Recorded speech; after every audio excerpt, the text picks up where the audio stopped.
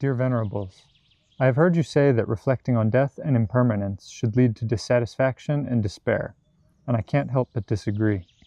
When I reflect on death and impermanence, it inspires a sense of appreciation for what I have, and lets me enjoy these things while I'm fortunate enough to have them. What role would you say that this appreciation plays in the practice? Well, if appreciation means you're overlooking, like you just have to ask yourself, while you're appreciating those things, how does it feel to imagine that they would be immediately taken away next second? Does that feel like you're even more prepared for that scenario and you're unmoved by it now? Or does that feel like something that you don't want to think about? And if it feels like the latter, then that's not the contemplation of death.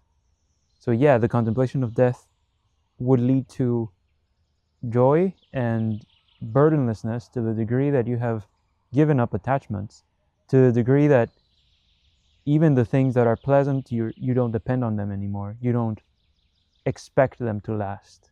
That's the whole point, that there's no even like an emotional expectation that would have you surprised if those things were to disappear next moment. And then you would be appreciating not the things, because that's the whole point. They're inherently uncertain, like they could be taken away any moment. You're not appreciating that. You're appreciating the burdenlessness. You're appreciating the absence of craving, and that's the goal of the actual contemplation of death. So, like, even more broadly as well, ask yourself, what is the how do I end up living my day and my life when I reflect on death?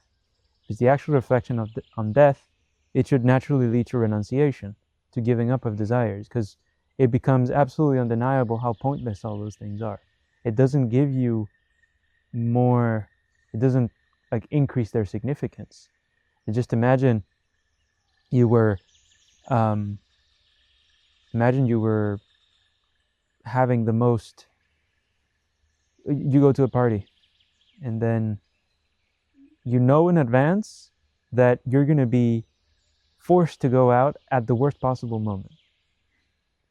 You already know that from the start. Like right at the apex of your enjoyment, you're going to be just kicked out.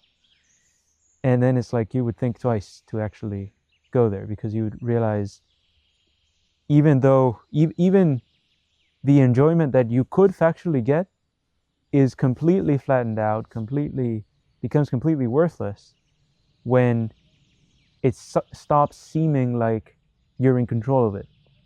Like you can guarantee that you have as much of it as you want. It actually becomes clear, oh, it would be better not to even begin enjoying myself, because then I won't have anything to be disappointed for. And that's the thread of the contemplation of death. You wouldn't commit to any direction of any enjoyment because you see the imminent disappointment that lies at the end of it.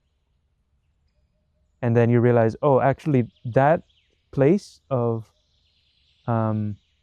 ultimate non-committal is what's actually pleasant. None of those other things could even rival the relief that you would get from that, because you always have that weight at the back of your mind, even if you don't think about it, of knowing like, oh, this could be taken away.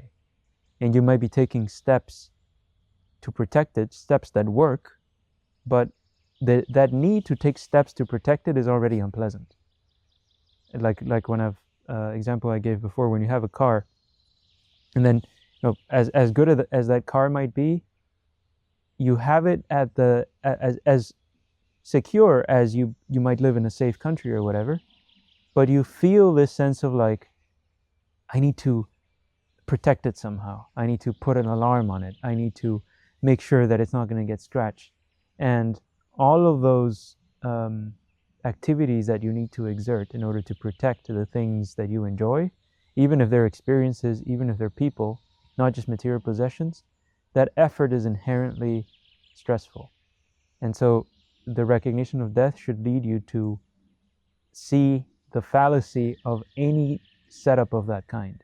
even on the mental level. If something is as spiritual or internal as it might feel, if there is that sense that it could just cease, could be taken away, then that's not the right kind of peace. So should we not protect our things? Should we let them be liable to destruction, since that's their inevitable doom? Well, you should certainly come to terms with that scenario. Like, whatever steps towards protection you take shouldn't be at the expense of the recognition that it could be taken away at any moment. And then if that backdrop is there the entire time, the attempts at protection that are completely useless and unwholesome, you won't be able to do them, because they can only happen when you pretend like it's not liable to be taken away. So it's like even in the Buddha, in the suttas, you would see like the Buddha would make attempts to maintain his health. But the difference is, like, if that attempt were not to work, and it would produce even the opposite of the desired result, he wouldn't be surprised, because from the very start he had the context that, oh, this is out of my hands. So it's about that context, but about maintaining that context, because if you were to, let's say, commit to never protecting things, like, fundamentally you can only really you will have to fail in that determination with something. You won't be able to extend it to everything. And then with that one thing, you would still pretend as if it's ultimately in your control. And means you hold the exact same wrong view. Even though the space of it might have shrunk, you're still pretending like there is something that can be permanent.